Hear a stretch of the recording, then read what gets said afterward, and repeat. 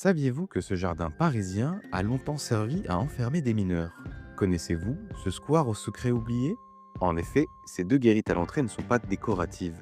Ce sont les derniers vestiges visibles de la prison de la Petite Roquette qui occupait cet emplacement jusqu'aux années 1970. Et oui, à la place de ce jardin calme, se dressait ici autrefois une prison inspirée d'un château fort. Construite au 19e siècle, elle a servi pendant près d'un siècle à enfermer des enfants. Ces mineurs, parfois très jeunes, arrêtés pour vagabondage, vol ou envoyés par leur propre famille, étaient jugés comme des adultes et enfermés seuls dans des cellules.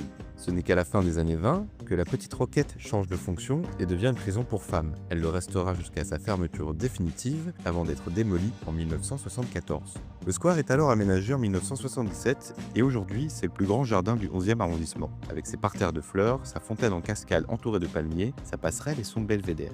De nos jours, on s'y promène, on s'y repose, souvent sans remarquer que ce décor paisible a été construit exactement là où s'élevaient autrefois les cellules d'une prison.